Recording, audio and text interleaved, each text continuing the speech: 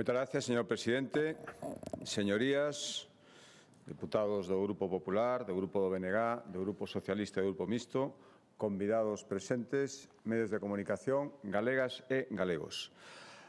Mañán fará 6 meses dende que pronunciei neste Parlamento o meu segundo discurso de investidura. Aquí, ante os representantes que escolleu o pobo galego, presentei naquel momento as liñas xerais de actuación sobre as que creo que debe transitar Galicia no seu camiño cara á próxima década. Señorías, a nosa comunidade votou en febreiro coa tranquilidade que ofrecía contar xa dende 1 de xaneiro cuns orzamentos para este ano 2024 que aseguraban que as institucións galegas funcionarían fose cal fose o rumbo de futuro que escollesen os galegos. Así é, pasase o que pasase o 18 de febreiro, as galegas e galegos sabían que non deixarían de ter ningún só día o colchón dunhas contas públicas razoadas e proporcionadas. E como pasou o que pasou, a próxima semana a Xunta aprobará un ano máis os orzamentos de Galicia para o ano 2025. Sen sobresaltos, sen estridencias e sen liortas. Como sempre, como cada ano dende o ano 2009, Galicia funciona.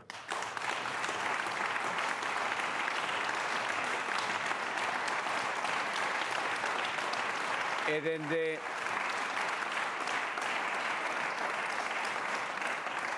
como vimos facendo dende o ano 2009, primeiro aprobamos os orzamentos e despois executámolos. No 2022 cumprimos cunha execución do 99% dos orzamentos. No 2023, 99,6%, prácticamente 100%, e con menos déficit e con menos débeda que o ano anterior. E os do 2024, que están a piques de rematar o exercicio orzamentario, van seguir a mesma partitura.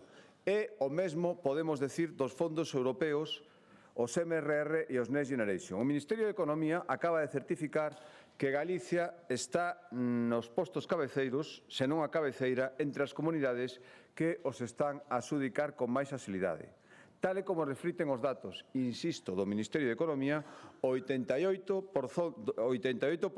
dos fondos europeos previstos para este ano xa chegaron aos seus destinatarios. Señorías, por desgracia, o que en Galicia é un hábito, noutros lugares estáse convertendo nunha excepción.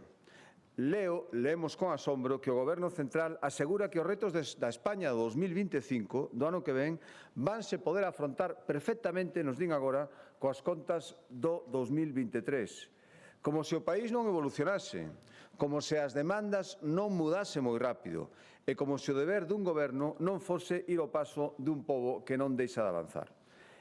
Leemos tamén con inquedanza as noticias que explican que hai case 30.000 millóns de fondos para España provintes da Unión Europea no aire, na incerteza absoluta nestes momentos. Están esperando a que o Goberno aprobe máis dunha dúcia de leis para cumprir os compromisos que lle exixe a Unión Europea antes desta libranza. E nada sabemos de se isto vai ser posible. E como a grande maioría dos galegos asistimos perplexos, e por que non dicilo, fondamente preocupados, a unha negociación entre o Goberno central e os seus socios de legislatura, na que toda a conversación está xirando sobre privilexios fiscais, amnistías, presos, e na que pouco ou máis ben nada se fala da economía familiar, dos servizos públicos ou da vivenda. Non se fai nada pensando no mañá e no conxunto do país dende o Goberno central. E isto é moi preocupante a situación e o rumbo do noso país e esa preocupación polo que estamos vendo no panorama nacional motívanos aínda máis para blindar a estabilidade de Galicia a toda costa. Onde alí vemos febleza, aquí temos que ser firmes. Onde alí hai sometemento a exixencias das minorías, aquí temos que velar polas prioridades de todos. Onde alí o valor da palabra reduciuse prácticamente a cero, aquí seguiremos defendendo máis que nunca que a política consiste en cumprir os compromisos.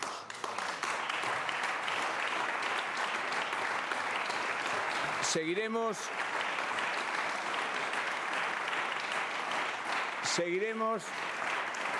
Polo tanto, señorías, co estilo Galicia. E o estilo Galicia é mostrar ante unha cidadanía saturada de anuncios que despois nunca se levan a termo que aquí somos diferentes. Recordarán que a principio desta legislatura, presentamos unha ambiciosa senda de medidas para os primeiros 100 días de goberno. Hoxe está en marcha e algunhas medidas a cumpridas no seu 100%. A primeira matrícula gratuita en todos os graos xa é efectiva neste curso universitario. O solo industrial da Xunta gratuito durante 8 anos para todas as empresas que o pidan, as 1000 novas prazas en residencias, centros de día e centros de discapacidade son realidades comprometidas para os primeiros 100 días que están executadas ou en marcha. Quisemos, non tiñamos que facelo en principio, pero quisemos someternos a este examen ante a cidadanía galega de comprobación rápida. Queríamos demostrar que éramos mecedores da confianza que nos deron en febreiro. E, polo tanto, señorías, o ritmo de traballo dos primeiros 100 días será o que manteñamos, non pode ser de outra maneira, durante os máis de 1400 desta legislatura. Como dixemos e como fixemos e faremos, Galicia cumpre. Solicitei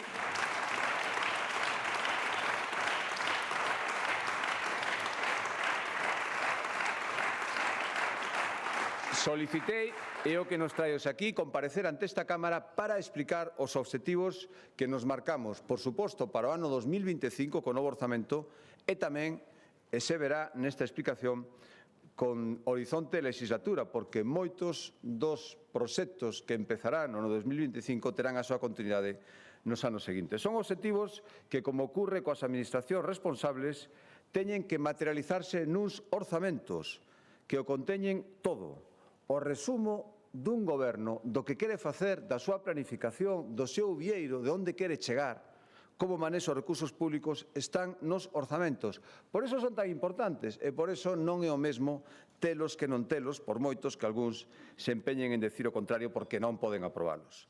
En xuño comenzamos a elaborar os nosos orzamentos. En xullo, pese a que o Goberno Central aínda non aprobara a senda de estabilidade, sacamos adiante o teito de gasto máis alto da historia da autonomía, preto de 14.000 millóns de euros. E en outubro, no mes no que andamos, aprobaremos un ano máis uns orzamentos ambiciosos pero tamén realistas.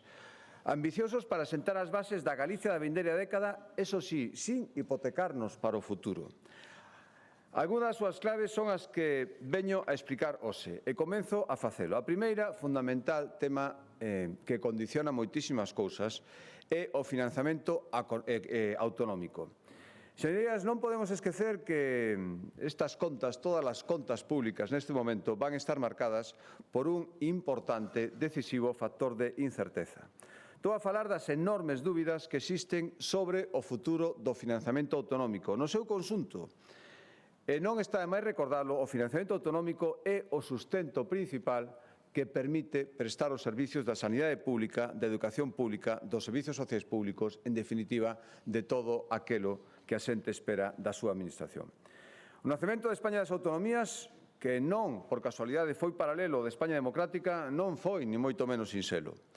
E se hoxe os novos servicios públicos son motivo de orgullo para todos os españois, é porque ao longo destas décadas entendeuse que cada comunidade autónoma debería ter capacidade para desenvolver a política que mellor encaixase nos seus territorios, a máis con 20, eso sí, dentro dun marco de responsabilidade e de solidaridade mutua.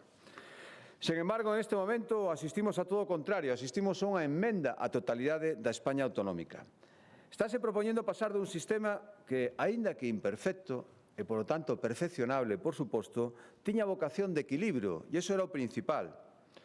Estáse propoñendo cambiar ese sistema por un que proclama sen complexos e consolida e consagra a desigualdade entre territorios. Creo sinceramente que poucas dúbidas debería haber sobre que o reparto ten que basearse no que necesita cada territorio para prestar uns servizos públicos na mesma calidade en todo o territorio nacional. Creo que poucas dúbidas debería haber tamén sobre que un veciño, pois, por exemplo, de Navia de Suarna ou do Rosal, merece ter unha sanidade de calidade igual que un da Seu de Urgell ou un que viva no centro de Madrid. E tampouco debería haber dúbidas en que é insusto, moi insusto, tremendamente insusto, que agora se pretenda facer táboa rasa e non se distinga entre os que cumprimos e os que non, entre os que nos apretamos o cinto cando era necesario e os que viviron a todo trapo, entre os que gobernamos pensando no futuro e os que só fixeron pensando nos seus intereses partidistas e bastante insolidarios. Nas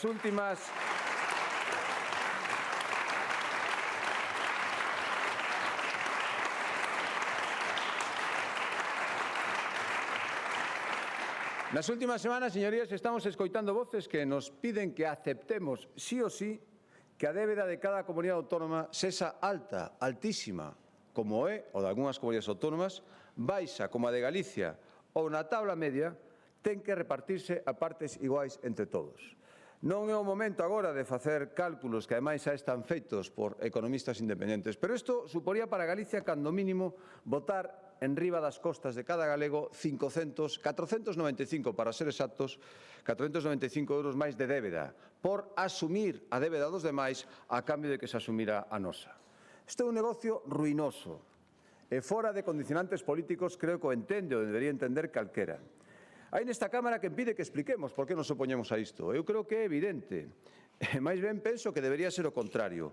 Os que defenden un negocio tan ruinoso deberían explicar por encargo de quen están defendendo isto, a quen lle deben esa sumisión, a quen lle deben ese empeño en que se faga o que lle convén a uns pero non a Galicia.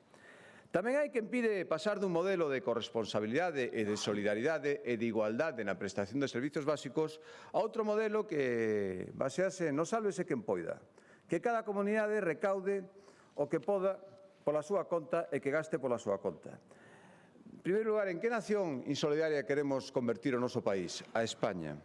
E segundo, que negocio ruinoso traerían para Galicia? Que cálculos fixeron sobre o gasto que agora mesmo está facendo o Estado e que deixaría de facer? Eses cálculos din claramente que Galicia sairía perdendo e sairía perdendo por moito, máis de 2.000 millóns de euros, e non o que o diga eu, e que o din informes de economistas reputados, sin ir máis lonxe o da semana pasada, o do Foro Económico de Galicia. Evidencio que levamos tempo advertindo. Por certo, un dos confirmantes dese informe é quen foi candidato do Partido Socialista e antes membro do BNG. Supoño que non será sospeitoso de falar en nome do Partido Popular, aínda que, quen sabe, con tal de que a vostedes lle salgan os cálculos. Ese informe di que Galicia perdería 634 millóns de euros e o di negro sobre blanco si se materializase o financiamento singular para Cataluña que vostedes defenden. Ese informe di que Galicia perdería nada máis e nada menos que 2.128 millóns de euros si se generalizasen en toda a nación, en toda España, os modelos de singularidade que vostedes están reclamando.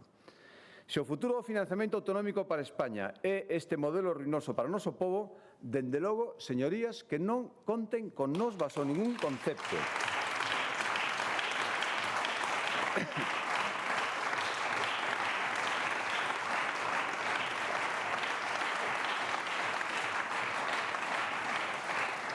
Afirmo aquí e vouno facer sempre.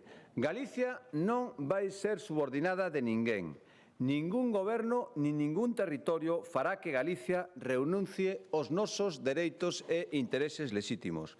Non queremos ser máis que ninguén, pero tampouco, e baixo ningún concepto, seremos menos. As posicións de Galicia, ademais, son coñecidas e, por certo, compartidas por moitos territorios, non só os gobernados polo Partido Popular. Hai territorios gobernados polo Partido Socialista que seguen cos mesmos presidentes que estaban cando asinaron estes principios. Declaración de Santiago, ano 2020. Tanto que as plasmamos nunha declaración, esa declaración de Santiago. 7 comunidades autónomas, insisto, de todos os partidos, incluído o Partido Socialista e cos mesmos presidentes actuais. Eses principios pedían e siguen pedindo un sistema de financiamento que achegue recursos dabondo para atender os servizos públicos en todo o territorio. Dende a costa ata a montaña, das cidades ás vilas, da España que vai en metro hasta os que se desplacen a autobús de liña, todos teñen os mesmos dereitos. Esas declaracións pedían e siguen pedindo un sistema de financiamento que atenda os factores que máis encarecen a día de hoxe a prestación dos servizos públicos, o avellentamento da poboación e a dispersión poboacional. Deso en Galicia sabemos bastante. Eses principios pedían e siguen pedindo un sistema de financiamento dialogado pactado entre todas as comunidades, con luz e taquígrafos, entre comunidades iguais, sin privilexios e sen amaños previos. E eses principios pedían e siguen pedindo un sistema de financiamento no que o Goberno central sí ten que incrementar as súas achegas. Existe a día de hoxe un déficit de miles de millóns de euros entre o que as comunidades autónomas investimos, gastamos na prestación de servicios públicos básicos e o que recibimos. Solucionar ese desasuste, ou polo menos recoñecelo para empezar a solucionalo, sería unha excelente base para chegar a un acordo, xa que nos piden unha base. En Galicia se acerca aos 1.000 millóns de euros. Non imos aceptar que unhas comunidades autónomas están mal financiadas e outras están ben. Todas están mal financiadas e, polo tanto, todos deberíamos pedir unidos ese bo financiamento. Gustaríame, con toda a sinceridade, poder contar co seu apoio nunha cuestión que, créame, non é de partido, non é do Partido Popular, non é do Goberno da Xunta, é ou debería ser tamén para vostedes unha cuestión de país. E imos apoiar tamén os 313 concellos de Galicia na súa demanda dun financiamento municipal xusto. Teñen razón. Ten que estar acorde aos servizos que están prestando. E, dende logo, a negociación dun novo marco económico para o eido local é inseparable do modelo de financiamento autonómico, aquí, pero tamén e previamente a nivel estatal. En Galicia estamos facendo un esforzo importante. Neste ano 2024, a Xunta superou a barreira por piedade dos 600 millóns de euros de transferencias directas aos concellos, un 6% máis que no ano 2023. Outro dato importante reflexa que os fondos autonómicos para os concellos medraron dende o ano 2009 un 38%. Os orzamentos da Xunta medraron un 25%. Polo tanto, hai 13 puntos máis de diferencia a favor do financiamento autonómico. Este é o camiño que queremos e debemos seguir, e estamos seguindo. É dabondo? Por suposto que non. Pero a saúde financiera dos concellos está nas prioridades da Xunta de Galicia. Todo o contrario que o Goberno central. Vimos a súa última decisión, impoñer. En moitos países de Europa non están facendo un novo imposto a recollida de residuos. Acabamos de ter que compensar co cargo ao financiamento autonómico ese maior gasto que van ter que facer os concellos. E o mesmo poderíamos dicir tamén, por exemplo, desa débeda que se vai acumulando ano tras ano do Goberno central coa Xunta de Galicia respecto ás prestacións de dependencia. 2.500 millóns de euros que non se recoñecen nin hai ningunha perspectiva de que se vayan pagar. No ano 2025, señorías, imos destinar 20 millóns de euros, les decía, a compensar a suba do canon de Sogama, forzada pola nova legislación a nivel estatal. Ese é un exemplo de como tratamos esta cuestión nun lado e noutro. Outra cuestión na que é importante, urxente, empezar a chegar a acordos é a que se refire aos servicios sociais básicos que prestan os concellos. Concretamente o SAF, o Servicio de Asistencia no Fogar. A competencia é certo que é municipal, pero tamén é certo, somos perfectamente conscientes de que sin a axuda de outras administracións os concellos non serían quen de poder prestar, polo menos nas condicións debidas, un servicio tan necesario. A Xunta xa está poñendo 12 euros por hora a cada concello para o mantemento do SAF. É máis da metade da factura total, en moitos casos. O Goberno está poñendo, no mellor dos casos, 2,5 euros. 12 frente a 2,5. Con toda a Xunta é consciente de que é necesario seguir axudando. E, polo tanto, lles avanzo que comenzaremos a negociación dunha senda de alza da colaboración da Xunta cos concellos para o Servicio de Asistencia no Fogar, que terá xa o seu refrexo se chegamos a un acordo no ano 2025 e seguintes. Eso sí, agardo que esta vez, e por unha vez, o Goberno central cumpla coa súa parte. Será imposible que isto teña efectividade, será imposible que os concellos podan sair adiante na prestación do SAF se non nos implicamos todos. Agardo que esta vez, fora das proclamas que fan os grupos de oposición, lle exixan, como lle exiximos nós, un compromiso fehaciente ao Goberno central. A ver se esta vez é verdade. A ver se esta vez é verdade.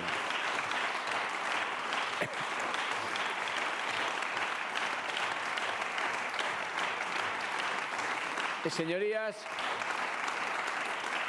a Galicia da vindeira década exixe tomar solucións con perspectiva. As decisións que tomamos hoxe van ter repercusión non mañán, senón moito máis adiante se están ben tomadas. O cortopracismo normalmente en política vale de pouco. O que deixemos sementado para as vindeiras xeracións é tanto o máis relevante como os froitos que podamos recollar hoxe ou mañán ou pasado mañán. Falo de iniciativas pioneiras que está tendo Galicia que terá moitísima proxección no futuro. Inteligencia artificial, por suposto. Antes de que remate o 2024, a Xunta de Galicia aprobará o proxecto da primeira lei de inteligencia artificial en Europa, de carácter autonómico. A nosa comunidade xa é sede da Axencia Española de Supervisión e vaise convertir así en referente no enfoque seguro e ético desta tecnoloxía. A día de hoxe, señorías, a inteligencia artificial xa está servindo para mellorar moitos servizos públicos en Galicia. A sanidade, por exemplo, xa ten un bon número de aplicacións. Detectar de xeito precoz o cancro de mama, analizar imaxes radiolóxicas ou apoiar os médicos de familia no seguimento dos seus doentes.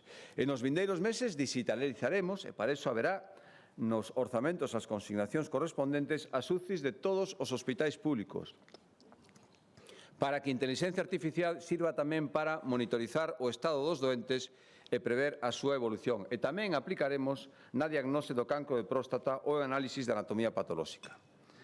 Tamén no eido de educación, as aplicacións de inteligencia artificial terán as súas consignacións orzamentarias. Fomos pioneiros en España e introduciron a materia de inteligencia artificial. E agora prestaremos apoio aos colexios e institutos que comencen a utilizala sistemáticamente para facilitar o traballo e mellorar a aprendizaxe dos alumnos. Señorías, temos o talento, temos a trayectoria e temos o know-how. E asegúrolles que a ciencia será unha das grandes prioridades para a Xunta nesta legislatura. E, por suposto, tamén nos orzamentos.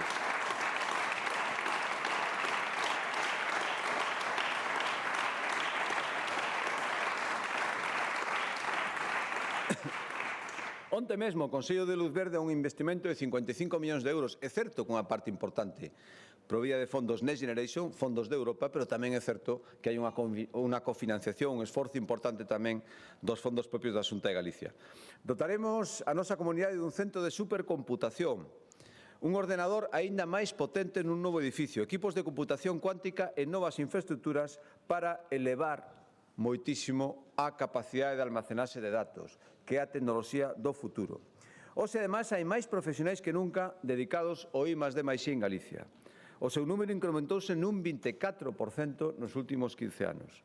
E Galicia é pioneira en regular a carreira investigadora do persoal da Administración. E hai que seguir por este camiño, damando os científicos, ir damando os científicos. Por iso, hoxe quero facer tamén dous anuncios.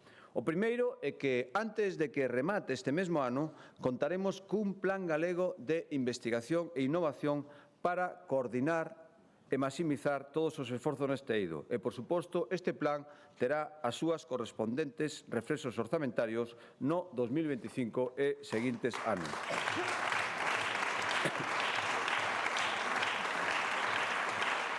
E o segundo é que Galicia vai crear unha fundación para o impulso da ciencia. Que vai facer? Pois fichar investigadores en todo o mundo de alto potencial, estean onde estean, para traelos aquí, para reforzar o tecido autonómico do I+D+I en Galicia. Traballarán en Galicia, en primeiro lugar para Galicia e dende Galicia para o resto do mundo.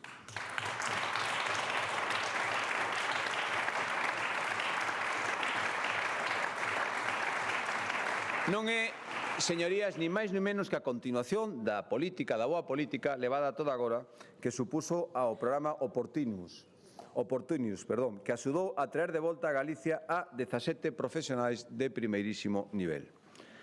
E se a ciencia é importante e vinculada directamente con ela, a educación non o é menos. A día de hoxe, Galicia non ten, en ningún caso, por que envesar o sistema educativo público de ningún territorio. Ninguén, señorías, a día de hoxe ofrece como a nós unha educación 100% gratuita, dende que entramos nunha guardería ata que saímos cun título universitario ou do FP debaixo do brazo. Ninguén, señorías, escolariza na educación infantil unha etapa clave como se falla en Galicia. Máis do 60% dos nenos e nenas. Cifras que están por riba das que se rexistran en países tradicionalmente punteiros na educación infantil, países escandinavos, Dinamarca, Noruega, estamos por enriba deles.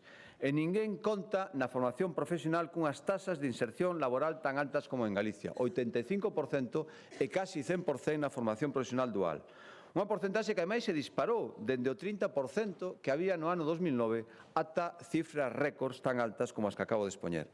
Non é casualidade, señorías, que o número de alumnos de ciclos tamén se multiplicase por 2 e que cada vez estes ciclos sexan máis prestixiosos. Este é o camiño e seguirá merecendo o esforzo orzamentario no ano 2025 e seguintes. Porque a nosa política educativa leva anos sendo avalada polos resultados. Informe PISA sitúanos por riba da media española dos países desenvolvidos en casi todos os ámbitos e líderes en áreas como a ciencia e o pensamento creativo. Abandono escolar quedou reducido a terceira parte, do 26% ao 9% nos últimos 15 anos. Disto creo que hai que sentirse especialmente orgulloso, porque agora as aulas son capaces de enganchar cada vez a máis rapaces e rapazas. Programas como o FPGAL 360 consigue ou quere conseguir que prácticamente o 100% dos alumnos se forme ata ao menos 18 anos e tamén recuperar a persoas que no seu día deixaron de formarse, deixaron prematuramente os estudios e agora queren volver a eles. E, ademais, hai que decir que, malia a evolución demográfica, Galicia ten máis profesores que nunca. Hai poucos meses chegamos a un acordo para mellorar as súas condicións e reducir a carga burocrática que soportan. E, por suposto, isto terá o seu correspondente reflexo nos créditos, especialmente do capítulo 1 dos orzamentos do ano 2025. Señorías, se apostamos pola educación é porque apostamos tamén pola mocidade. Creemos na mocidade e apoiarémola no necesario para que poida desenvolver todo o seu enorme potencial. En Galicia, afortunadamente, hoxe contar con unha boa formación xa non é o problema que era antes. Xa non depende da capacidade económica para garantir igualdade de oportunidades. Agora depende, como creo que ten que ser, basicamente do esforzo que cada quen estea disposto a facer. Este é o camiño, igualdade de oportunidades garantida pola Administración e, a partir de aí, cultura do esforzo e tender hacia excelencia. E, ademais, educación, para que a mocidade, como decía, desenvolva todo o seu potencial, fai falta facer outros moitos esforzos. Son moitos, como decía, pero un deles, probablemente o que agora require a máxima atención por parte das administracións, un esforzo con mayúsculas, é o que se refire ao acceso á vivenda. Un problema que é certo que está generalizado non só entre a mocidade, pero especialmente entre a mocidade, e condiciona o comezo da súa vida independente e tamén o desenvolvemento da súa carreira profesional. Hoxe, un alugueiro, unha hipoteca é un importantísimo quebradeiro de cabeza para moitísimas persoas, insisto, especialmente mozos, e a Xunta de Galicia é perfectamente consciente. Dende logo, a solución é complexa e depende de moitos factores. Todos temos que comprometernos. Está claro que non pasa por apelar simplemente á solidaridade dos propietarios e, dende logo, non facemos nada criminalizando os propietarios e botándolles a culpa de todo. O contrario, hai que darlle seguridade, estimulálos para que poñan as súas vivendas no mercado de alugueiro. E, ao mesmo tempo, por suposto, dende as administracións, temos que promover a construción de novas vivendas para incrementar a oferta. Temos feito xa moitas cousas na Xunta de Galicia para garantir o dereito á vivenda digna. Bonos para o alugueiro, avais para os mozos e mozas que queiran comprar un piso, reducción de impostos, protección aos propietarios que desexan alugar. Estamos desenvolvendo solo residencial para 20.000 vivendas en réximen de protección construídas por iniciativa privada e temos ese compromiso que estamos cumprindo semana a semana no Consello da Xunta de Galicia para duplicar en solo unha legislatura, en solo 4 anos, o parque público de vivenda. Dos 4.000 inmobles actuais, temos que pasar a 8.000 e deles 1.200 xa están en tramitación ou en construción nos primeiros 100 días desta legislatura, señorías.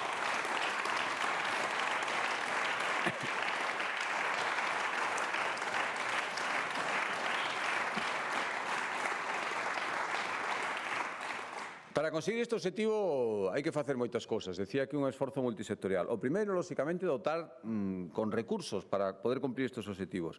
O 2025 verá como se triplican prácticamente os orzamentos dedicados á vivenda. Pasamos de apenas 45 a 126 nos orzamentos do ano 2025. E isto que é importante ten que ir acompañado das medidas legais de choque que permitan incrementar dun xeito rápido a oferta de vivenda e atallar así a crise de prezos e de escaseza desta vivenda. Por lo tanto, faremos reformas legais para que no ano 2025 queden reducidos a metade os prazos de tramitación do novo solo residencial para vivendas protegidas. Ampararemos nunha figura que o permite, que son as declaracións de proxectos de interese autonómico. Quedarán reducidos os prazos a mitade. Imos facilitar tamén moito máis a conversión de locais comerciais a vivenda. Xa fixemos un decreto neste sentido, pero detectamos unha serie de inconvenientes que queremos superar e, polo tanto, todos os concellos que así o desexen, sen necesidade de modificar o PESON, poderán facilitar, acelerar a conversión de locais comerciais a vivenda, sempre cando cumpran condicións, en principio, sinxelas. Estar situados en edificios de carácter residencial, cumprir as normas de habitabilidade a gas altura de chan a teito, que poderá ser de 2,30 metros, e non haberá necesidade de contar cunha reserva de prazas de aparcadoiros. Sen dúbida, isto será, xunto coa vontade dos concellos, un estímulo para que haxa máis conversións de locais comerciais a vivenda.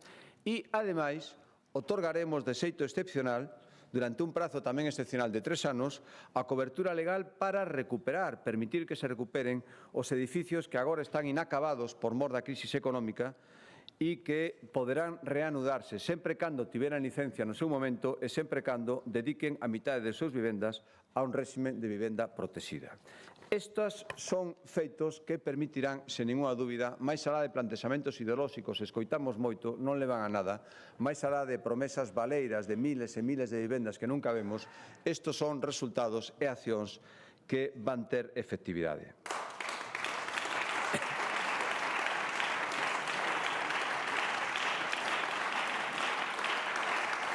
E, sen dúbida, señorías, se seguimos falando de mocidade, outro gran problema da xente moza é atopar un traballo que se adapte á súa excelente formación en xeral e lles faga, polo tanto, sentirse realizados e ben remunerados. Eu aspiro a unha Galicia na que as miñas fillas, igual que as fillas e fillos de todos vostedes e da xente que nos poide estar vendo, poidan, se así o desexan, vivir e traballar dignamente en Galicia. E, por suposto, conseguir que aqueles que tiveron que marchar, se o desexan, poidan retornar á súa terra. Eu creo que quedan perfectamente retratados, cada vez con máis claridade, aqueles que predican contra unha suposta emigración masiva da mocidade, que, por certo, as cifras desminten. O saldo migratorio positivo é de 24.000 no último ano no que hai datos coñecidos. Esas mesmas persoas que sempre predican o peor, que sempre predican o desastre, son as mesmas que fan todo o posible para acabar coas oportunidades laborais que podan xerarse en Galicia, especialmente para a nosa xente moza. Direino todo o claro do que son capaz. É intolerable que para unhas minorías que normalmente sempre están á esquerda, e as probas me remito, non haxa ningún proxecto que sirva e que sempre exista unha excusa para boicotealo. Isto é unha realidade. Por suposto que os proxectos industriais e enerxéticos teñen que respetar o medio ambiente e o patrimonio cultural. Faltaría máis. Os que incumpran non poderán, nin poden asentarse en Galicia. E hai moitos exemplos de informes da Administración que o impediron. Pero, señorías, os competentes para certificalo non son vostedes, nin ninguna minoría. Son os funcionarios e os técnicos e nunca as minorías de pancarta e megáfono.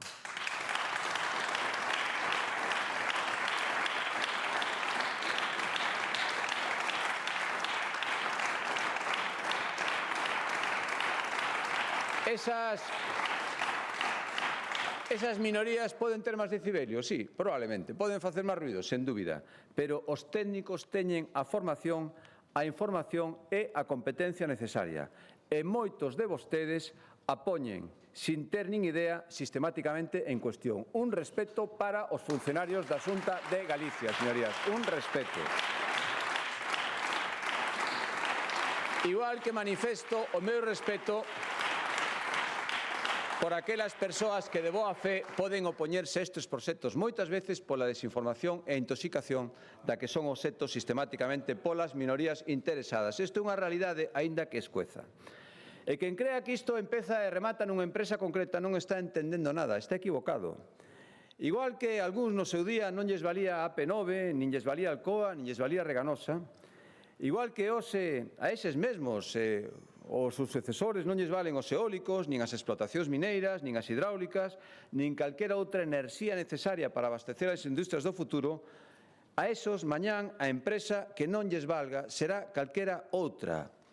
Aquí isto non vai nin da defensa do medio ambiente, nin dos nosos recursos hídricos, nin da defensa dos montes. Nese caso, somos os primeiros en estar de acordo.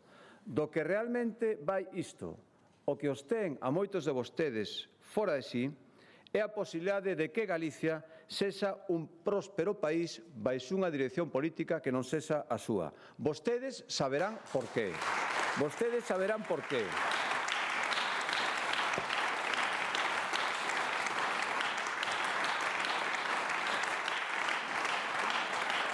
Miren, este é un asunto moi serio, trascendental. Os trens pasan só unha vez. Galicia está agora nos obxectivos de moitos investidores que ven que temos condicións para as industrias do futuro. Hai moitas incertezas e moitos esforzos e moitos obstáculos que salvar para conseguir eses investimentos polos que todos os territorios loitan. Eso si, hai unha cousa segura. Mire, eses investidores, eses investimentos non van vir nunca, en ningún caso, si perciben esa hostilidade que vostedes se empeñan en mostrar. Donde ven que non os queren, deciden rapidamente e con moita facilidade irse a outros lugares. Por iso non esquezamos nunca que as minorías son, por moito ruido que fagan. Os que sempre o politizan todo, señorías, son os de sempre e os coñecemos de sobra. E a inmensa maioría dos galegos queren traballo, queren progreso e queren futuro. E este goberno vai estar ao seu carón, que non esquepa ningunha dúbida. Ningunha dúbida. Miren,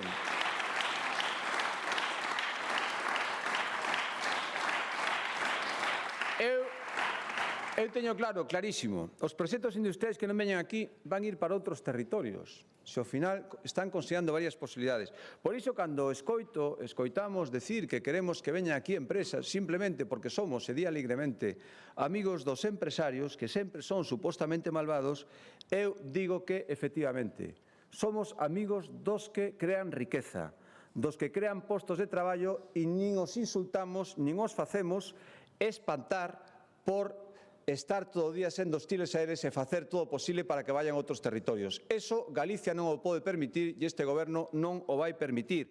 Estamos do lado da xente. A xente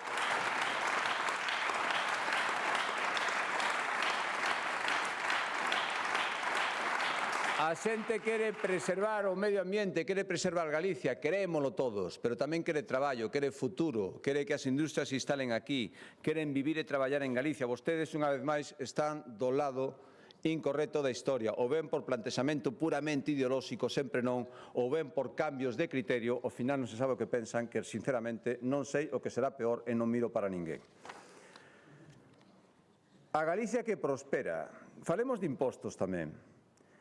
É certo que hai incertezas, pero hoxe, con toda a prudencia, pero tamén cun realismo optimista, podemos dicir que Galicia é unha terra que medra e unha terra que avanza. Somos a día de hoxe a única comunidade que nos últimos 20 anos medrou por riba da media da Unión Europea. O noso PIB foi o segundo que máis medrou de España dende o ano 2009. O ano pasado superamos por primeira vez os 30.000 millóns de euros en exportacións. Este ano seguimos subindo, cando están baixando en outras moitas comunidades as cifras de exportación. O investimento estranxeiro medra en Galicia e baixa na media de España, e o índice de confianza empresarial, a pesar dos seus esforzos, duplica os do conxunto do Estado. Tamén a produción industrial crece o doble de ritmo que no resto de España. O paro está hoxe en mínimos históricos e en Galicia hai máis persoas que nunca cotizando a Seguridade Social. En consecuencia, e coa prudencia, pero tamén, insisto, cun realismo optimista que nos permiten as cifras, os datos e a planificación de ter orzamentos, os orzamentos do ano 2025 recollerán unha nova actualización á alza do cadro macroeconómico. O crecemento do noso PIB pasará do 1,8 que estaba previsto para o ano 2024 a un 2,1 no ano 2025. Contamos con acabar o vindeiro ano 2025, co desemprego no 9,1, despois de que lográsemos por primeira vez deixalo xa por debaixo de 2 díxitos hai xa bastantes meses. E todo isto, ademais, sin recurrir en endebedarnos. O ano que ven, os orzamentos da Xunta de Galicia terán déficit cero. Entre outras razóns, porque todo o déficit queda guardado, queda reservado, apartado para a administración máis endebedada da historia de España, que é o Goberno central do señor Sánchez. Todo un 3% frente ao 0% das comunidades autónomas prestadoras dos servicios básicos. Por iso é tan importante sentarse canto antes e pedir a financiación que agora non temos para estes servicios. Todos estes resultados que acabo de explicar son a mellor motivación para perseverar na política económica coa que nos conducimos. Escoito por aí que temos que facer un xiro radical. E eu poño estes datos encima da mesa. Temos o aval da sociedade galega, tivémolo hai apenas 6 meses. E tivémolo nos últimos anos. Quere decir que algo estaremos facendo ben e algunha conexión estamos facendo coa maioría da sociedade. Que hai que seguir mellorando? Por suposto. Que hai que seguir facendo reformas e escoitando e mirando o panorama, por suposto. Pero miren, hai datos incontestables. Mentres o Goberno de España subiu os impostos 69 veces nos últimos 6 anos, o Goberno de Galicia, o Goberno da Xunta, baixounos 112 veces dende o ano 2009. Dende o ano...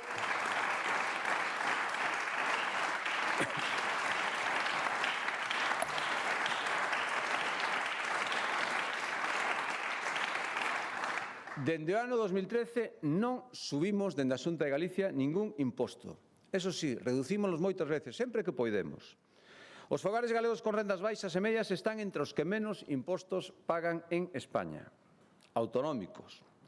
Somos a comunidade autónoma cos impostos máis baixos para comprar unha vivenda, tanto no rural como para colectivos prioritarios. E somos o territorio dende este ano, onde menos se tributa pola compra dun coche de segunda man, que son a maioría das compras. E Galicia é o único lugar de España no que as familias de 2 fillos teñen os mesmos beneficios fiscais que as familias numerosas no IRPF.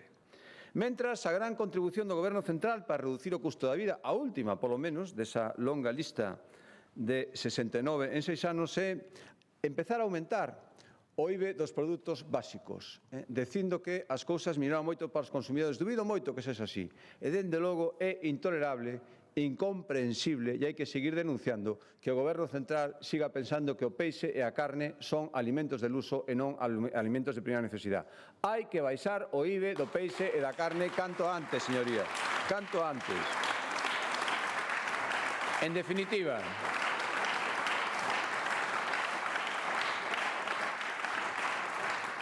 o balanzo da Xunta de Galicia, fiscalmente e en outras moitas cousas, é exactamente o oposto ao Goberno central. Cada galego paga de IRPF 500 euros menos dos que pagaba no ano 2009 o ano.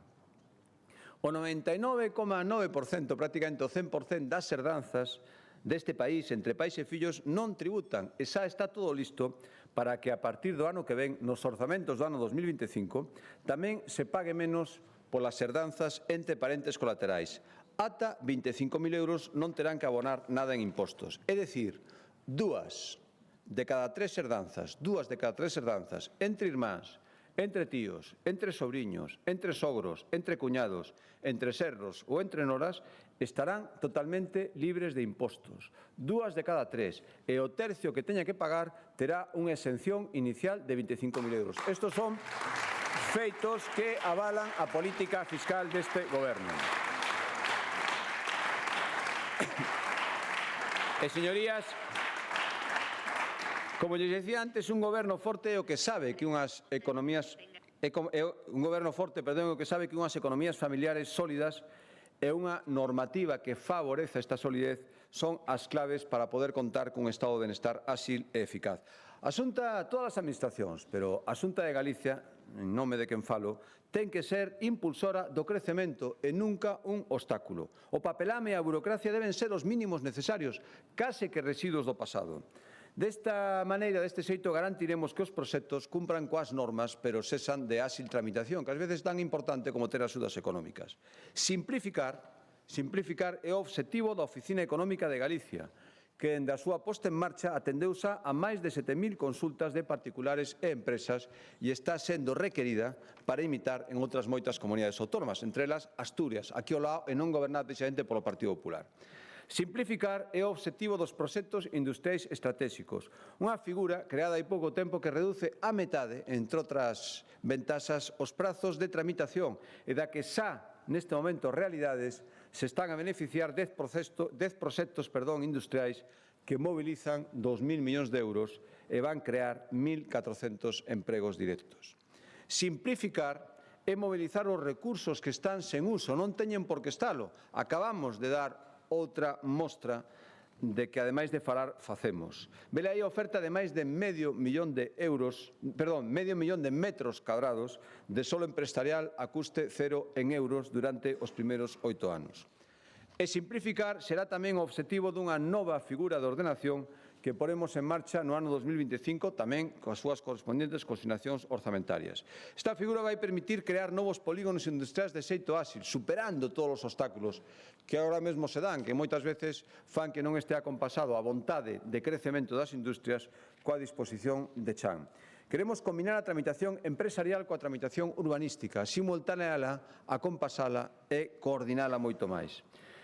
Estes novos desenvolvementos de solo industrial terán como núcleo un proxecto industrial estratégico, xa será a base, por lo tanto, se agilizarán os plazos, deberán reservar espacio para máis empresas ou futuras ampliacións para non ter que volver outra vez a empezar todo o proceso cando haya máis necesidades de chan e deberán contar tamén con zonas reservadas para instalacións enerxéticas das que poidan alimentarse tamén as empresas que se instalen no futuro no novo polígono. Este é un dos grandes problemas que nos estamos atopando agora nos polígonos existentes. Autoconsumo vai ser unha das mellores fórmulas para garantir un suministro enerxético renovable, sustentable, barato e cun baixo impacto paisaxístico. Isto está na liña dos países máis avanzados e Galicia tamén vai ir por aquí. Apostar por sistemas de autoconsumo renovables para incrementar a autonomía enerxética, reducir os costes de transporte en rede e aforrar na factura eléctrica.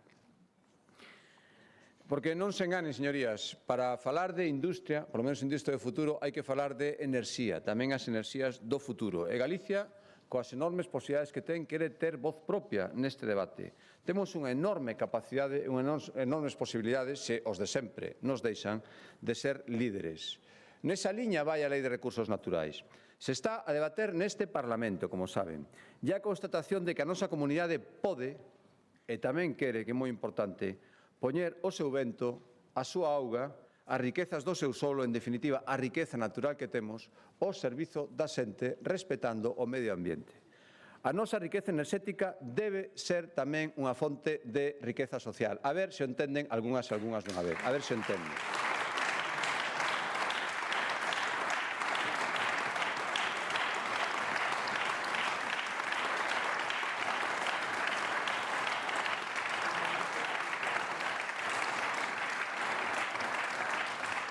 E si, esta filosofía tense que plasmar na realidade e para iso naceu a Sociedade Mixta Recursos de Galicia, que tan nerviosos e nerviosas lles pon algúns.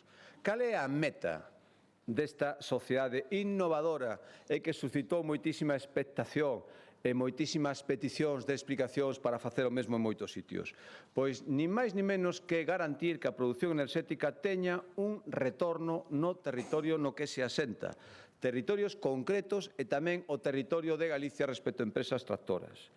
E para iso contaremos cunha ferramenta que é a comercializadora, que posibilitará descontos no precio de enerxía para comunidades que conviven con parques eólicos e para industrias que teñan potencial tractor.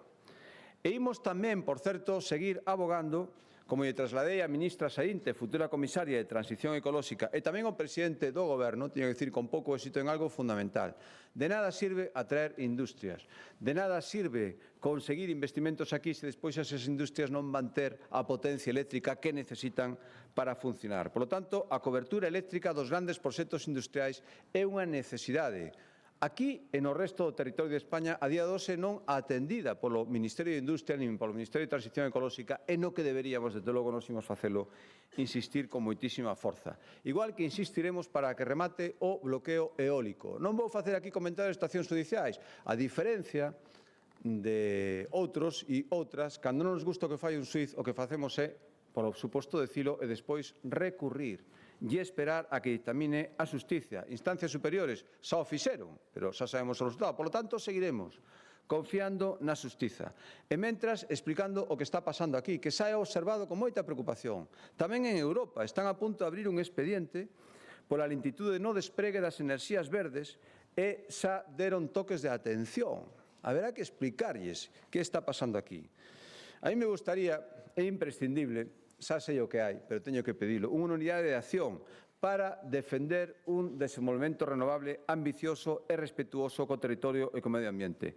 É posible, é necesario, Galicia xógase o seu futuro, espero que dunha vez e por unha vez o entendan.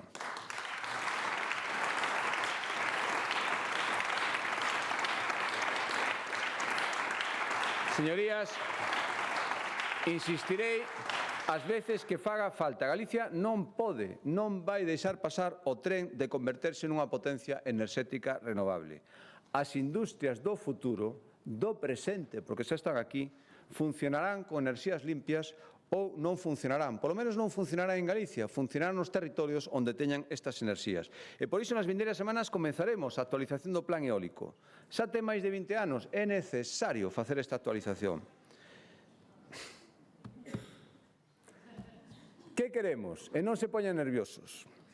Producir máis, producir en menos superficie, producir con seguridade xurídica, repotenciar, ser máis eficientes e darlle futuro a Galicia, que non o entenden nin de broma, que non o entenden nin de broma.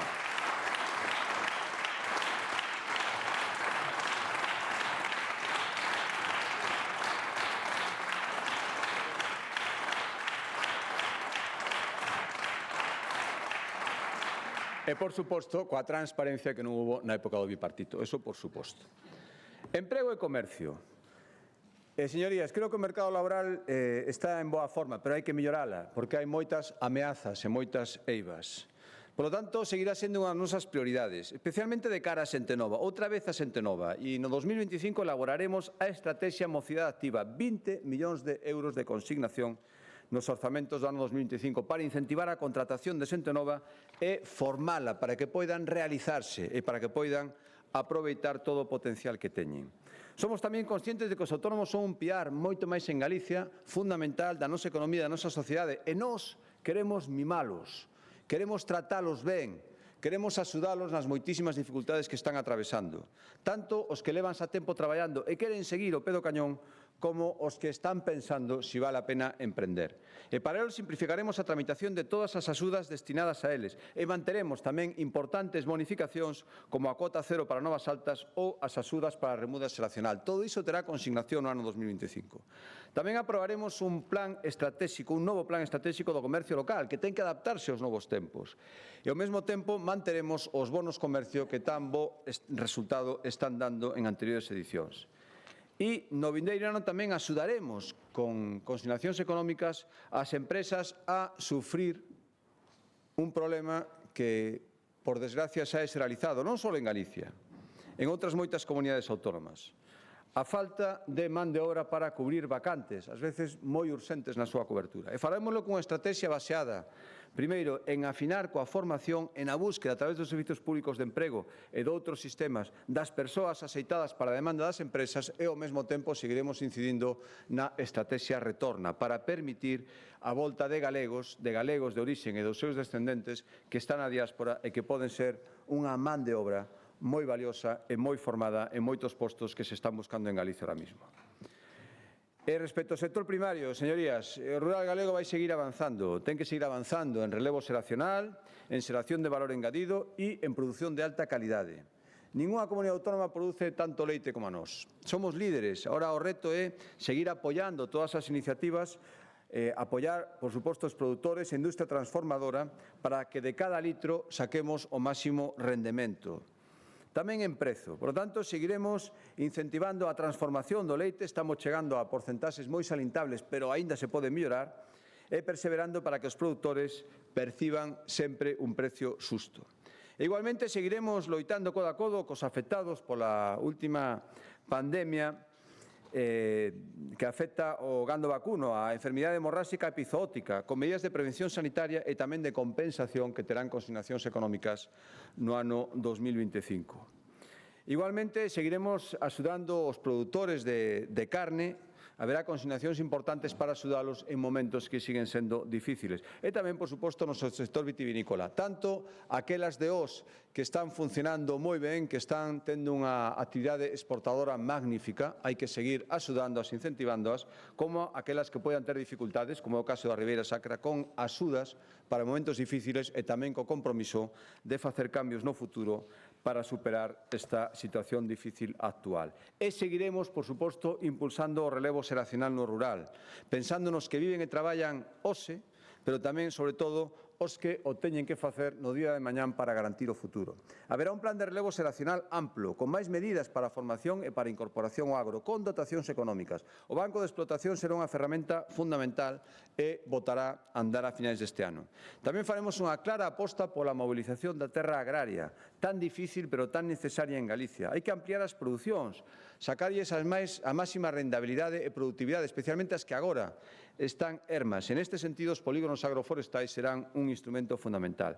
E tamén, por suposto, unha xestión ordenada do noso monte, da nosa enorme riqueza forestal. Hai que aproveitar toda a súa diversidade, que a temos. Eso sí, dentro do máximo respeto á propiedade, que en Galicia e respecto ao agroforestal é especialmente complexa. E por iso apostaremos por figuras como as agrupacións forestais de xestión conxunta, que están tendo moi boa acollida no sector. E no noso mar somos conscientes de que os bancos marisqueiros aínda padecen as secuelas das chuvias de outono do ano pasado. E para apoiar na súa recuperación, ademais das axudas que xa percibiron, lanzaremos o ano que ven o Plan de Competitividade e Sustentabilidade do Marisqueo, dotado de 123 millóns de euros. Para que? Pois para resenar os bancos danados, para a creación de novas zonas de traballo e tamén para o aproveitamento de especies que poidan complementar a fonte principal de ingresos deste sector.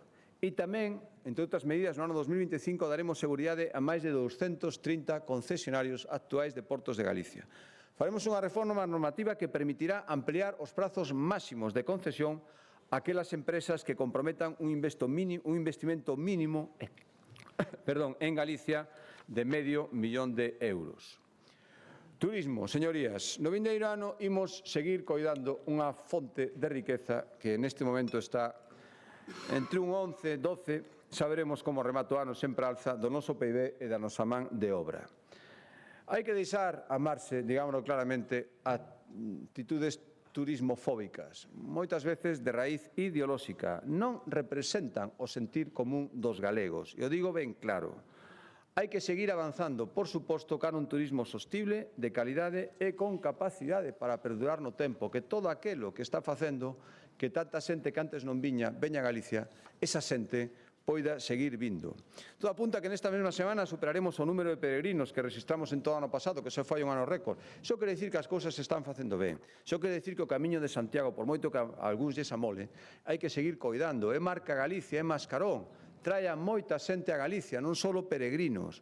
E por elo, no ano 2025, ademais de seguir coidando os camiños, de seguir coidando os albergues, de seguir fomentando a iniciativa privada de tanta xente nova que se está beneficiando diso tamén con axudas económicas que seguirán no ano que ven, comenzaremos un plan de fomento da mobilidade segura para evitar eses puntos negros donde os peregrinos confluyen con tráfico en estradas especialmente concurridas, puntos perigosos que hai que ir eliminando paulativamente. E, por suposto, tamén seguiremos afondando nun dos tesoros de Galicia, as grandes oportunidades do turismo termal, que tantos beneficios se está evidenciando, por exemplo, en zonas interiores en Ourense, na Ribeira Sacra, especialmente coa chegada do AVE. Faremos un plan estratégico para o turismo termal e seguiremos aproveitando o enorme potencial da marca Galicia Calidade, que tamén fala moi ben de todos nós. Que quede claro, señorías.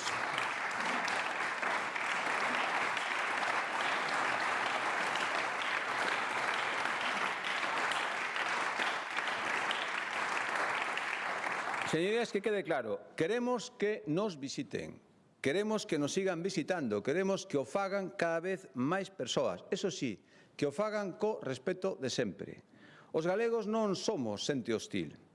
Os galegos somos xente respetuosa e xente educada. E todos os que sexan como nós, respetuosos e educados, serán benvidos. Veña onde veñan e lle pese a quen lle pese, señorías.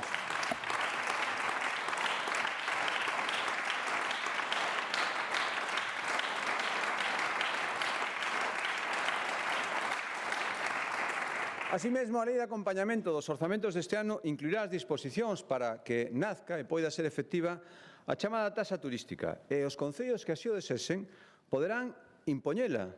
Eso sí, sempre cando cumplan cunha serie de condicións coñecidas dende hai moitísimo tempo e ata hai 5 minutos perfectamente aceptadas. Esperemos que sigan na mesma liña que se mantivo sempre, a liña de coherencia. Cando se pide unha cousa, hai que aceptar os pactos que levan a que iso se consiga. Por tanto, a recadación e xestión será directamente dende cada concello, como sempre se falou. Terá que ir destinada, como é lóxico, a súa meirande parte, unha parte moi importante dos recursos que se obteñan a mellora da sustentabilidade turística. Para eso son as taxas turísticas. E, por suposto, terá que estar dialogada e acreditado este diálogo co sector turístico. E, por último, en materia turística, seguiremos moi atentos á evolución do compromiso acadado no último Consello Xacobeo, celebrado, se non me engano, en Pamplona, donde se determinou que os incentivos fiscais dos patrocinios do Xacobeo comenzarían en xaneiro do ano 2025. Que pasa? Que agora se nos di que son necesarios os orzamentos. Outra vez, a diferencia entre ter orzamentos ou non telos. Por lo tanto, si como todos nos tememos os orzamentos do Estado nin están nin se lles espera, espero que o Goberno Central habilite, como fixo outras veces para asuntos, na miña opinión, non tan trascendentes, a figura do decreto-lei e permitan que en Galicia os que desesen patrocinar actividades turísticas ao beiro do Xacobeo o poidan facer dende 1 de xaneiro do ano 2025.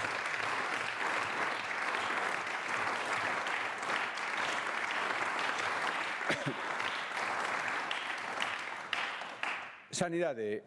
Señorías, a prioridade que a Xunta de Galicia outorga aos servizos públicos creo que está fora de toda a vida. Investimos casi un 50% nos servizos fundamentais, servizos que a xente espera de nós, cada vez con máis calidade. Un 45% máis, por certo, nestes servizos que a comezos da década pasada. E por qué? Porque é lógico, porque é o que hai que facer, porque se os orzamentos crecen e as necesidades non deixan de medrar, hai que priorizar e hai que estar á altura das demandas da xente. Galicia está a apostar por unha sanidade de calidade, especialmente nestes últimos tempos pola sanidade preventiva, que tan útil é se as cousas se fan ben. Hai que anticiparnos a aparición de posibles doenzas. Nestes anos consolidamos, e por aí seguiremos no ano 2025 coas correspondentes dotacións orzamentarias, programas de vacinación, os máis completos do mundo en algúns casos, recoñecido por todos os expertos en prevención.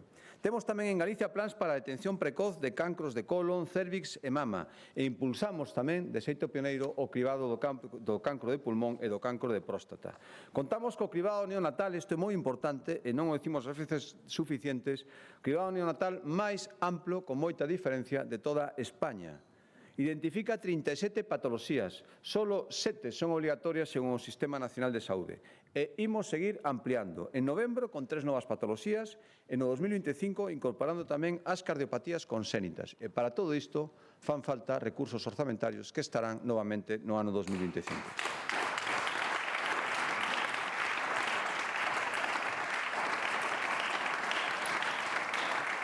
Señorías, a sanidade ten problemas, por suposto, sempre o recoñecemos. Sempre nos opusimos a esa visión catastrofista e non real que algúns e algunhas queren dar sempre do sistema sanitario público en Galicia. A maioría dos galegos considera que a sanidade funciona ben, pero tamén é necesario que mellore, por suposto, e a eso nos seguiremos aplicando. Non somos alleos aos principais problemas que condicionan hoxe en día a nosa prestación sanitaria e que son comunes a toda España. O principal, a falta de médicos en determinadas especialidades.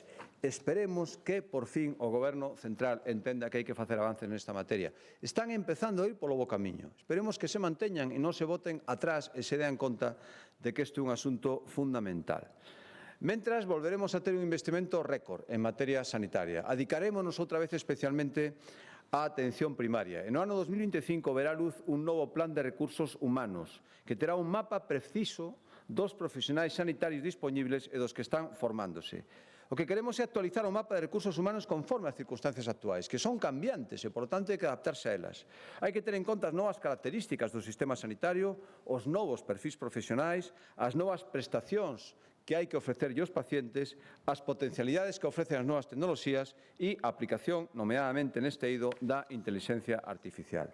Avanzaremos e seguirá habendo consignación récord para a mellora dos edificios e dos equipamentos da sanidade pública. 238 millóns de euros nos orzamentos do ano 2025. Nesas partidas irán obras en hospitais e centros de saúde, equipos, por exemplo, para o novo Montecelo de Pontevedra, modernización de moita maquinaria, moita aparataxe nos hospitais públicos, por exemplo, todos os ecógrafos dos hospitais comarcais ou o pioneiro centro de protonterapia que se está construindo en Santiago de Compostela. E, por suposto, señorías, Galicia ten que seguir atendendo cada vez con recursos crecientes a saúde mental. Hai un plan que desplegamos durante a pasada legislatura e permitiu incorporar, xa están incorporados máis de 240 profesionais especializados. Permitiu elevar un 35% a ratios de psicólogos clínicos e permitiu poñer en marcha hospitais de día infantos juvenís e unidades de prevención de suicidio en todas as áreas sanitarias. Neste 2025 queremos seguir e pisar o acelerador e, por tanto, renovaremos e ampliaremos o plan de saúde mental para afrontar con máis garantías aínda os retos pendentes. Haberá unha liña de axudas específica para atender persoas con trastornos alimenticios. Haberá máis axudas para as asociacións que actúan no tecido social. E haberá un foco máis especial, poremos un foco moi especial nos máis novos. A idade máxima para a atención infanto-juvenil pasará dos 15 aos 18 anos. Deporte, relacionado tamén coa saúde. Apostaremos polo deporte para seguir aumentando a capacidade de ser unha poboación saludable, dende a base ata a cima. Estamos tremendamente orgullosos dos nosos deportistas, os que recibín hai pouco en Santiago. Bateron un novo récord de olímpicos galegos de participación e tamén de medallas e de diplomas. Isto quere dicir que hai un traballo importante no deporte, por así decirlo, de élite, que tamén é moi importante. Pero tamén hai que seguir contando co deporte de base. Hoxe contamos con máis licenzas federativas que nunca, con máis mulleres federadas facendo deporte que nunca e con máis rapaces facendo deporte escolar que nunca. Por lo tanto, temos que seguir por aí tamén con recursos orzamentarios. E en 2025 seguiremos mellorando os programas e as infraestructuras que necesitan para facer deporte, tanto atendendo aquelas que teñen un uso máis intensivo e, por lo tanto, necesitan reformas ou ampliacións, como colaborando cos concellos en pequenas infraestructuras deportivas que, sobre todo, nos concellos máis pequenos son fundamentais. E, señorías, nun tempo no que, por fin, vemos que a nivel nacional os temas de conciliación e o que atinxe as familias empeza a ser relevante, en Galicia levamos moito tempo traballando neste eido. Somos xa líderes en escolarización en etapa dos 0 a 3 anos, con esa educación infantil gratuita. E tamén somos imitados por outras comunidades autónomas con medidas como a tarxeta Benvida, as casas niño, as casas do maior ou os bonos Concilia Familia. Sen dúbida, o traballo en conciliación vai ser sempre unha tarefa permanentemente inacabada. Pero é a base dunha política exitosa en materia de igualdade. No vindeiro ano, por exemplo, investiremos 10 millóns de euros no que se refire a seguir favorecendo a promoción da igualdade real. De nada sirve progreso noutros ámbitos e despois, dentro de cada fogar, dentro do convencemento de cada persoa, perviven repartos de roles, exercicio de roles que xa non son propios destas épocas. Nunca terían que telo sido en ningunha, pero, dende logo, moito menos destas épocas. Por exemplo, aumentaremos as axudas destinadas a homes que reducen a súa xornada laboral para cuidado dos fillos e seguiremos favorecendo todo o que poidamos a conciliación entre a vida laboral e a vida familiar. E, por suposto, seguiremos, persistiremos, insistiremos na loita sen cuartel contra a violencia machista.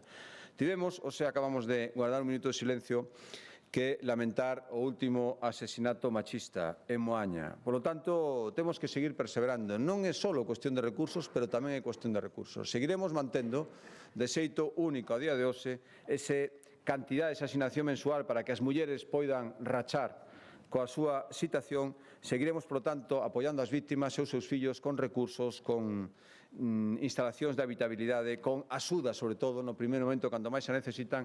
Seguiremos colaborando coas entidades que fan ese impagable labor de apoio ás vítimas de violencia machista e, por suposto, tamén cos concellos claves nesta loita que algún día teremos que ganar.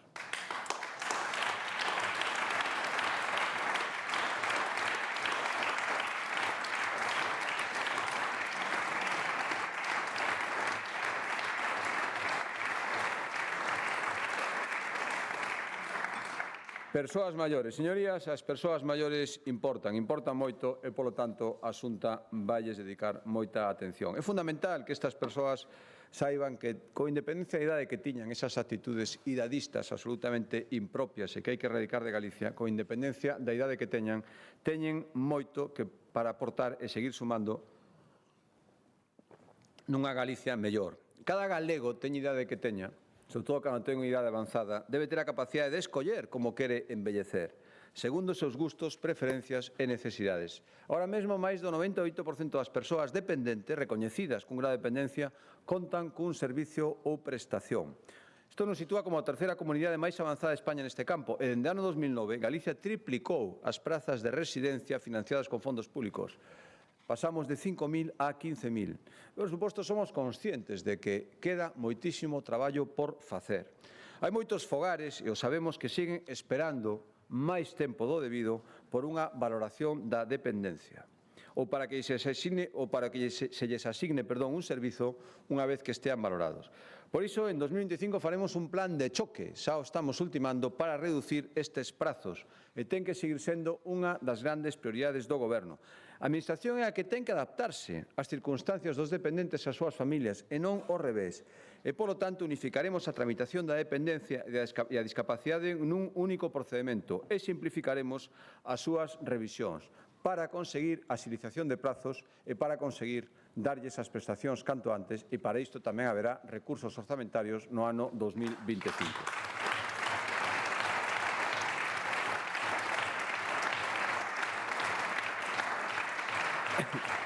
E, señorías, unha Galicia que funciona ten que ser unha Galicia vertebrada.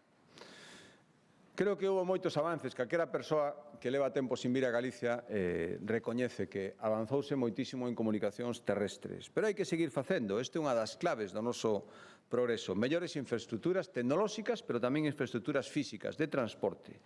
Galicia conta nestes momentos con máis de 1.400 kilómetros de vías de altas prestacións, 10 veces máis das que tiñamos hai solo 30 anos. Hai que seguir avanzando, hai que seguir estendendo as vías de alta capacidade, as autovías, alá onde son máis necesarias. O ano 2025 será un ano tamén de obras importantes. Entre elas, haberá máis, pero entre outras, se seguirá insistindo na autovía Tulla-Guarda, xa se aprobou o trazado de todo iso e no vindeiro ano avanzaremos coas obras. Requiren todavía un investimento importante, cercano aos 100 millóns de euros, pero un investimento necesario. Na autovía Nadela-Sarria, no 2025, remataremos coa tramitación ambiental para aprobar o trazado do treito que aínda falta e comenzaremos a construíla inmediatamente. Na autovía Santiago-Estrada continuaremos coas obras que xa están en execución e no ano que ven prevemos licitar unha nova frasa que conectará Pontevea e o Rolo. Seguiremos tamén pendentes de outras administracións na Ronda de Lugo, por exemplo, para saber se podemos investir como nos comprometimos e outros moitos infraestructuras públicas que serán anunciadas convenientemente na comparecencia en materia de infraestructuras.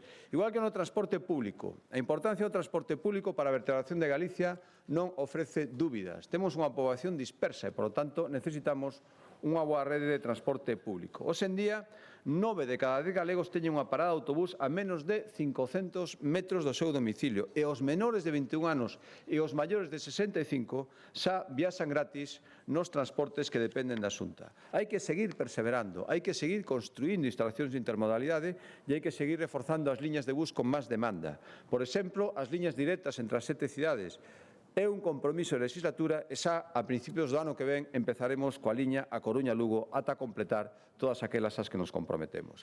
E, por suposto, a AP9. Señorías, na audiencia co presidente do Goberno, con Pedro Sánchez, intentei directamente, expresamente, arrancarlle un compromiso sobre o sentido da votación no Congreso dos Diputados respecto á transferencia da AP9. Teño que dicir que non me contestou, o cal non é un bo sinal, e o cal deixa moi en evidencia os compromisos que nos anuncia o BNG cada vez que ven aquí. Espero que este á altura do que acordou este Parlamento, o espero de todos os partidos, incluído o meu, pero xa dou por suposto. O que me preocupa é ese silencio, ese casi descoñecer os compromisos que había tanto respecto ás rebaixas como respecto a posibles traspasos. O traspaso é posible, ten que ser posible, é casi inexcusable. Tamén é necesario rebaixas, tamén hai que afondar no posible rescate da concesión. Dende logo, nin vale esa carta aos Reis Magos que presentou o BNG, nin vale esa cantidade enorme de cartos moi por enriba do coste real da que fala o ministro de Fomento.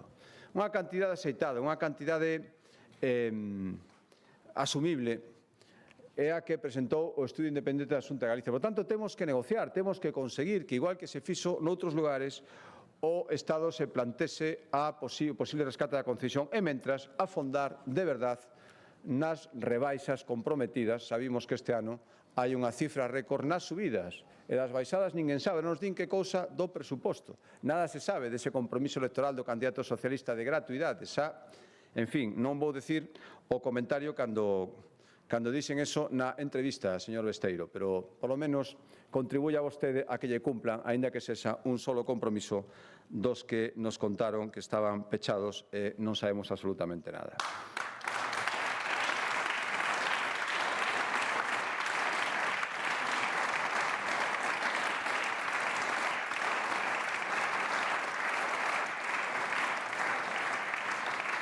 E, señorías, sin salir do campo das transferencias, quero pensar que esta vez, e quero confiar en que o que se me dixo vai ser realidade, esta vez, despois de ter que recurrir ao Tribunal Constitucional, defendernos no Tribunal Constitucional máis ben frente ao recurso que nos plantexou o Goberno Central. Recurso, tanto falar de diálogo sin ningún diálogo previo, avisando o mesmo día que se iba a plantexar, e unha vez que se acordou que había que plantexalo, o Tribunal Constitucional deu-nos a razón. Deu-nos a razón de xeito palmario. Yo o que toca é cumprir con Galicia, e cumprir sin máis excusas. É certo que tuve unha carta do ministro Torres, o ministro de Política Territorial, dicindo que empezou o proceso de transferencia. É certo que mandaba un documento inicial. Teño que decir que non temos as mellores novas dese documento.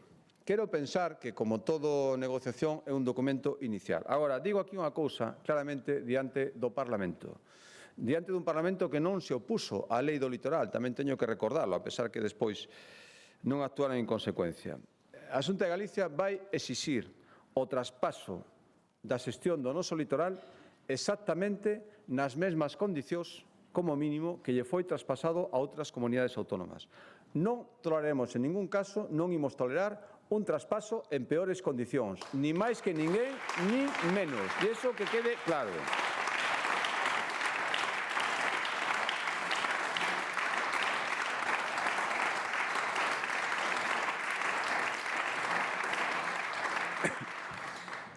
Señorías, falando de patrimonio, hai que falar de patrimonio natural e patrimonio cultural. Temos un inmenso, que non ten valor o patrimonio e o medio ambiente que temos en Galicia, que conservamos entre todos, a Xunta de Galicia, o primeiro interesado, valor incalculable, e, polo tanto, eso ten que motivarnos a estar moi orgullosos e moi vixiantes da súa preservación. Creo que imos polo bo camiño. Reducimos as emisións de gases contaminantes 3 veces máis rápidos que a media de España e de Europa. O 42% do territorio galego está protegido baixo algunha figura de protección. E o 80% das masas hídricas que dependen da Xunta de Galicia están en bo estado. 24 puntos máis que a media do noso país, de España. E hai que continuar por ese camiño e o faremos no vindeiro ano. Aprobaremos 2 leis de gran calado, a Lei do Clima e a Lei de Administración Ambiental Simplificada. A primeira, a Lei do Clima, vai establecer políticas transversais en todas as áreas e accións de goberno. Para que? Pois para seguir loitando contra o cambio climático e para avanzar no camiño das enerxías limpas e renovables. Pero tamén, e isto atinxe a segunda lei, para avanzar nesta senda é preciso simplificar a normativa vixente, a veces farragosa, a veces innecesaria en algúns trámites e a veces carente de outros trámites necesarios. E, polo tanto, esta lei de Administración Ambiental Simplificada vai ser fundamental. Van ser leis facilitadoras do desenvolvemento de Galicia e da súa protección. Nos adaptará a normativa comunitaria e fará que todo sexa máis áxil, máis sinxelo, sin perder en ningún momento as garantías de seguridade e estricta observancia da normativa. Galicia, polo tanto,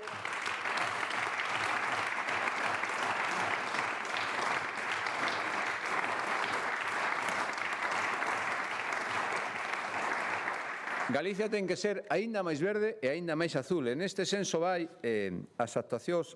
Onte mesmo no Consello da Xunta de Galicia aprobábamos a estrategia de creación de infraestructuras verdes que buscamos, xunto cos concellos das grandes cidades, seguir favorecendo a construción ou regeneración de espazos verdes, de infraestructuras que teñan que ver coa preservación do cambio climático, con menos consumo de carbono, con menos contaminación. Para iso dotaremos nos orzamentos do ano que ven 3 millóns de euros para colaborar, para axudar os concellos, empezando polas cidades, a construción ou mantemento ou millora das súas infraestructuras verdes. E tamén avanzaremos a carón dos concellos na xestión dos residuos, tanto con eses 20 millóns de euros para compensar as subidas dos impostos estatais, como para mellorar a xestión que fan, por exemplo, dos residuos textiles con esa nova planta que imos construir en Cerceda. E seremos tamén consecuentes coa necesidade de pôr en marcha canto antes o mercado voluntario de créditos de carbono, que está contemplado na Lei de Recursos Naturais e que se vai desenvolver no seguinte ano por decreto e tamén terá consignacións orzamentarias e axudas. E decía que temos un riquísimo patrimonio medioambiental, pero, sen dúbida, tamén un riquísimo patrimonio cultural. Empezando pola nosa lingua, un dos sinais de identidade dos que temos que estar máis orgullosos. Hoxe, máis que nunca, é necesario falar do galego en positivo. Hoxe, máis que nunca, é necesario que o galego sexa unha marca de orgullo, de identidade, na que caibamos todos. É unha porta para moitísimas oportunidades e nunca funcionará nin baixo a perspectiva da imposición, nin baixo a perspectiva do monolingüismo. Galicia xa dixo que non a iso.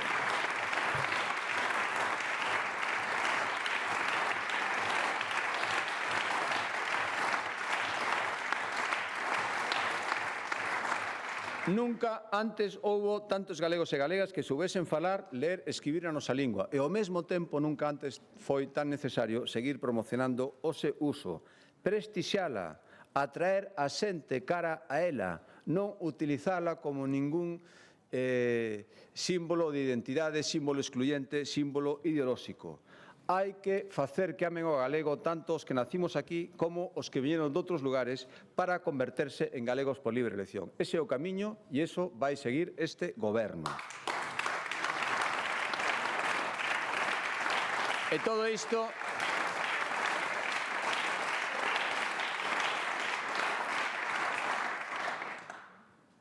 todo isto acompañando e fomentando, por suposto, a existencia dun sector cultural galego cada vez máis en alza. É unha fonte de riqueza, xa, de moitos postos de traballo, é movimento económico, pero, sobre todo, é identidade de pobo.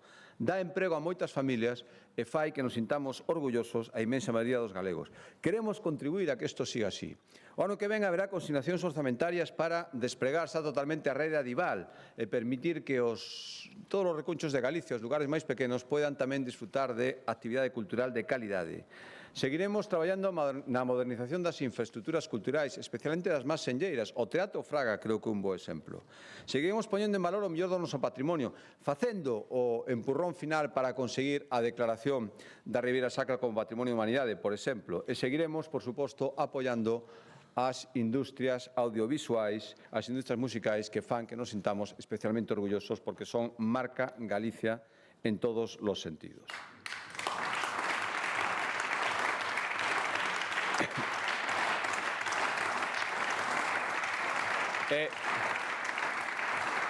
Remato xa, señor presidente. Señorías, ao longo desta comparecencia debullei algún dos eixos de actuación principal da Xunta de Galicia para o ano 2025 e, en parte, para toda a legislatura. Lóxicamente son moitos máis, pero haberá tempo de explicalos durante as comparecencias de cada departamento. Pero estes son os eixos principais. As intencións, tamén políticas. Para iso sirve un orzamento, para marcar unha elección política no emprego dos recursos de acordo aos compromisos que adquirimos cada un na recente campaña electoral.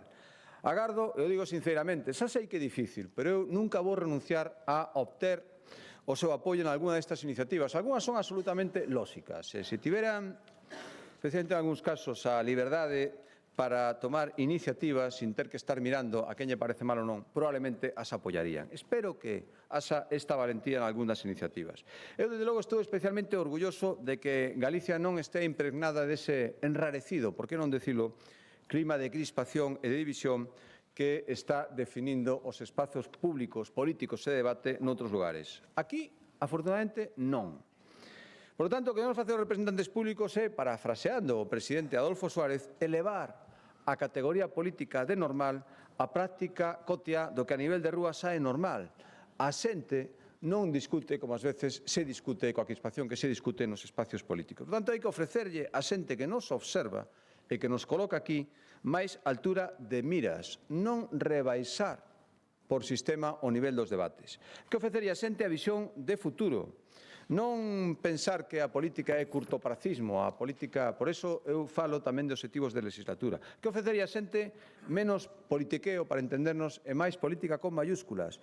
Non alimentemos polémicas estériles, interesadas, leas, que ás veces son absurdas, por moito que algúns ou algunhas crean que iso lles vai dar un rédito a curto prazo. Xa viron hai pouco que non. Galicia falou hai 8 meses.